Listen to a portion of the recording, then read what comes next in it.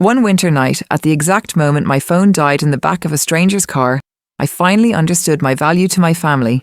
I was a resource they could afford to lose, and by the time I was done, I would make sure they felt the cost of that mistake in a way they could never ignore. My name is Anna. I was 19 when I learned the true temperature of loneliness. It's not 0 degrees. It's the sharp, biting chill of a December wind whipping through the passenger pickup zone at Chicago O'Hare with a suitcase at your feet and a phone blinking its last 7% of life. The sliding doors behind me gasped open and shut, spilling out pockets of warm, fried food air. But I'd been banished from the warmth. A security guard's stare had told me I'd overstayed my welcome on the inside. So I stood on the curb, my thin jacket useless, my bones learning a new, deeper kind of cold. I checked my device for the 100th time. My call log was a monument to silence. 7 calls to my mother, Rachel. 4 to my father, Tom.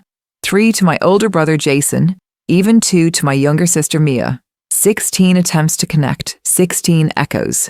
The only replies were automated voicemails, my mother's polished professional greeting, my father's generic robot voice, Jason's recording with frat boy laughter in the background. My flight had landed an hour ago. I'd texted the family thread before takeoff, after landing, after grabbing my bag. Radio silence. A minivan screeched to a halt nearby. A door flew open and a woman bundled in a puffy coat leaped out, engulfing a girl my age in a hug. A father laughed effortlessly, tossing a heavy bag into the trunk. It was a perfect warm scene of belonging. I watched them drive away, their tail lights swallowing the love I so desperately needed, leaving me in the dark. "You can't wait here." The voice made me jump. A man in a neon vest stood nearby, holding an orange wand. "Active loading only. You need to move to the rideshare zone." I opened my mouth to explain, to plead, but the words died when my phone buzzed. It wasn't a call, it was a text from my mother. My heart, foolish thing, leapt. Then I read it. "Stop creating a scene. You're always so dramatic. Figure it out." The words didn't hurt at first. They just landed, and then they crystallized the cold inside me. In that moment, I wasn't a daughter forgotten. I was an inconvenience being managed. I looked at my battery, 5%. I didn't text back. I didn't explain the fear coiling in my stomach. I opened a rideshare app. My numb fingers fumbled. I typed in my home address in the suburbs of Detroit. The price made me flinch. $275. That was my textbook money for the coming semester. My entire food budget. I had $320 to my name. I pressed confirm. Connecting. 4%. Driver found. Carlos is 4 minutes away. 3%. I memorized the license plate, the car model, took a screenshot I wouldn't be able to view. 2%. As the screen faded to black, I made a vow. It wasn't loud. It was quiet, final, and settled in my chest like a stone. From now on, I thought, staring at the dead rectangle in my hand, I am alone. I will live as if I am. The silver Honda Civic arrived. Carlos, an older man with gentle eyes, got out. He took my massive suitcase. "Long trip?" he asked. "No one is coming," I said, the words tasting like ash. I got in. The blast of heater air felt like punishment and salvation. "Phone charger," I whispered. He passed a cable back. I watched the little lighting bolt icon appear, but I didn't turn the phone on. I didn't want to know if they'd tried to reach me. For the entire 90-minute drive, I stared out at the highway lights, letting the numbness wrap around me like a shield. When we turned onto my street, the shield cracked. The house was lit up like a stadium. Cars lined the curb. Music thumped through the walls. For one glorious, stupid second, my heart betrayed me. A surprise party. For me. They were distracted planning it. That's why. The thought was a narcotic. "Looks like a party," Carlos said softly, pulling over. "Yeah," I breathed, hope flaring painfully. "I think it might be for me." I tipped him the last of my cash. I dragged my suitcase up the driveway, my heart a frantic drum. I pushed the front door open. The heat and noise hit me. Perfume, wine, shouted conversations. And then I saw it. A huge glossy banner strung across the living room. "Congratulations, Jason, VP of Sales." The air left my lungs. It wasn't my welcome, it was his coronation. I stood frozen in the entryway. I saw my father, arm around Jason's shoulders, beaming with a pride I'd never seen directed at me. I saw my sister taking selfies, her gaze sliding over me like I was a potted plant. Then I saw my mother. Rachel emerged from the kitchen with a tray of canapes, her hostess smile bright and brittle. She saw me. The smile didn't change, but her eyes turned to flint. She walked over. "Move your bag," she said, her voice a low, sharp blade. "You're blocking the flow for guests." "Mom, I was at the airport for 3 hours." "I know," she said, adjusting a cracker on her tray. "I told you to stop being dramatic. Jason has worked incredibly hard for this. Don't ruin his night with your mood. I called you 16 times. And you're here now, aren't you?" She gestured with her chin toward the stairs. "You're an adult, Anna. Act like one. Go change. You look like you've been sleeping on a bench." She turned and melted back into her perfect party. I stood there, invisible in a house full of people. I hauled my suitcase upstairs. In my childhood bedroom, which smelled faintly of dust and disuse, I finally plugged in my phone and let it boot. A notification from my banking app caught my eye. A routine check. I tapped it open. My savings account, 3 summers of waitressing, 2 years of campus library shifts, birthday money from my late grandmother. $4,800.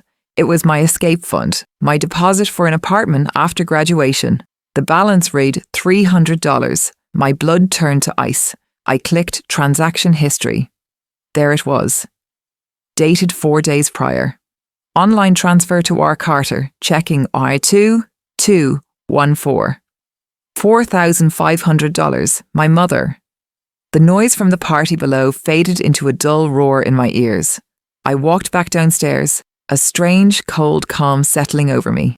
I found her in the kitchen, refilling a wine glass. "Mom, where is my money?" She turned, her expression shifting from surprise to annoyance. "Lower your voice, we have guests." "My savings account, $4,500, it's in your account." "Why?" She sighed, the long-suffering sigh of a martyr. "We had to cover some costs. Jason's leadership conference in Geneva was a requirement for the promotion. It was an investment for the family. We'll pay it back when things settle. You stole my rent money to send Jason to Switzerland." "It's not stealing," my father barked, entering the kitchen. "We pull resources as a family. Jason's success lifts all of us. Your art school path is unpredictable. We had to prioritize the stable asset. It's simple math, Anna." And there it was. The final calculation. I wasn't a daughter, I was a line item. A low-yield investment they could liquidate to fund the star performer. I looked at my mother's placid face, my father's defensive glare. Screaming would make me the emotional one. Crying would prove I was dramatic. So I did the only thing they'd ever really asked of me. I made myself small. I made myself quiet. "Okay," I said, my voice flat. My mother's shoulders relaxed. "Good, I knew you'd understand." I went back to my room. I locked the door. I opened a new note on my laptop. I titled it Accounting, and I began to document everything. Item 1, December 18th, $4,500 transferred without consent. Reason, Jason's trip. Item 2, December 18th, left at Ordia. Uber cost $275. Item 3, sophomore year. My old car, sold for scrap, secretly used as a down payment on Jason's new truck. I typed for an hour, turning my heartbreak into data, my pain into evidence. The music swelled downstairs. They were celebrating their future. Upstairs, I was quietly, methodically, building the case against it. The spring semester in Columbus was a masterclass in survival. I moved into a damp basement room. I lived on bulk rice and day-old bagels from the campus cafe. My phone buzzed, but never with concern. "What's the HBO password?" "My Adobe login isn't working. Forward me that insurance email." I was their remote tech support, their password vault, their invisible administrator. In March, reviewing a bank statement, I found the subscriptions, $34.99 monthly for a family cloud storage plan, used almost entirely by Jason, $16.99 for a premium music service on the Carter family account. Over 18 months, I had subsidized over $1,000 of their digital lives. $1,000 that could have been real food, real heat. I didn't cancel them, not yet. My senior design showcase arrived. I sent a beautiful digital invite to the family thread. My project was a finalist for a major award. My mother hearted the message. That was it. The next day, the chat exploded over my sister's prom dress options. My invitation was buried. The night before the showcase, I called. "Mom, the event is tomorrow. I reserved seats." "Oh, honey," she sighed, the sound of a heavy burden. "It's such a long drive, and Jason has a client golf outing Sunday. He needs the car ready. We're just stretched so thin. Send pictures."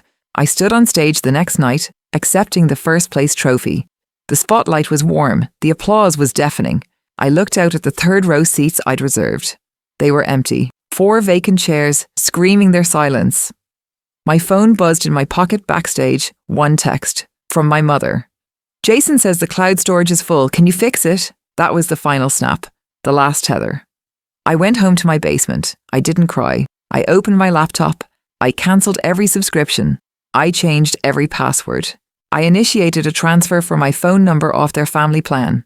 One by one, confirmation emails rolled in. "Your subscription has been cancelled." The digital umbilical cord was severed. Then I opened a camera app.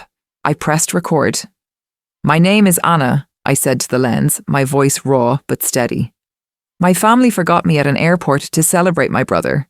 Last night, I won a National Design Award.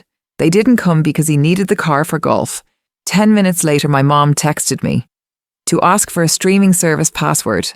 I posted it. I called the series The Ledger. It blew up. 3 million views in a day. Strangers poured out their own stories in the comments. A financial advisor stitched my video, explaining the laws around financial abuse. My small portfolio link in my bio began to ding. Freelance inquiries. A logo project for $1,500.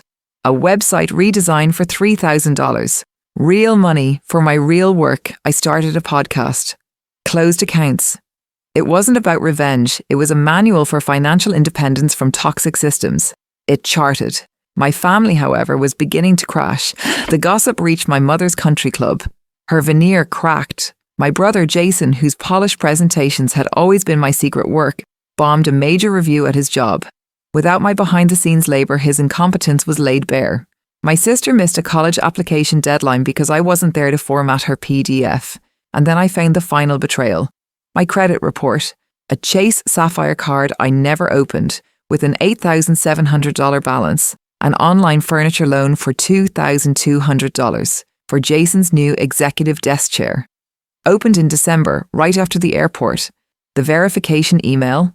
An old address my mother controlled. I called her. "Did you open credit cards in my name?" Silence. Then, "We were going to fix it. Jason needed to look the part for his promotion. We were going to pay it before you noticed." "You committed felony identity theft." "Don't use that word," she screamed. "We're your family. We raised you. So we used your credit for a month. Logan has a career to protect. And I don't. You're young. You can bounce back." I hung up. I froze my credit with all 3 bureaus. And with the help of a consumer rights lawyer who'd reached out, I filled out the fraud affidavit. The critical question, "Do you know the perpetrator?" I checked yes. I wrote, "Rachel Carter, mother." The fallout was immediate and seismic. 37 panicked missed calls one Sunday morning, voicemails sobbing, then threatening. They demanded I recant, tell the bank it was a mistake. They offered a check. I demanded they meet me, in Chicago. Not at the airport, but near it. We sat in a cafe under the flight path. They looked hollowed out. "You have to fix this," my mother pleaded. Tears of terror, not remorse. "Tell them it was a misunderstanding. We'll make a video together. Show everyone we've reconciled." I slid a folder across the table. It contained a roadmap. The forms to accept liability, instructions for credit repair. "This isn't a negotiation," I said. "This is the consequence. You want a relationship? You get therapy. You deal directly with the bank. You stay out of my life until you can see me as a person, not a pantry you can raid." I stood to leave. "What do we tell people?" my mother wailed, her social demise her greatest fear. I didn't look back. "Tell them the truth, or don't. I don't care anymore." I drove west, back to my life, my new, actual life. The bank, armed with my evidence, pursued them for the debt. I got the job. a senior UX design role at a firm Jason could only dream of entering. I leased an apartment with a view using my offer letter, not a co-signer. This spring, I was back at O'Hare, at the same curb. But this time I was in the driver's seat, hazard lights on. I was picking up my best friend. I watched her burst through the doors, her face lighting up when she saw me. As I hugged her, I glanced at the spot where a ghost of me once stood, shivering and hoping. I felt no anger, only a profound, peaceful distance. The revenge was never in exposing them. It was in building a life so secure, so wholly mine, that their chaos became a distant rumor. I turned my survival into a skill, my pain into a purpose, and my independence into my greatest asset. They wanted me to stop making drama, so I built an empire instead. And it's debt-free. If you found strength in this story, if it resonated with you, please let this video know by hitting that like button. It helps more people find these stories. And subscribe to the channel for more journeys of reclaiming your power. Your support is everything.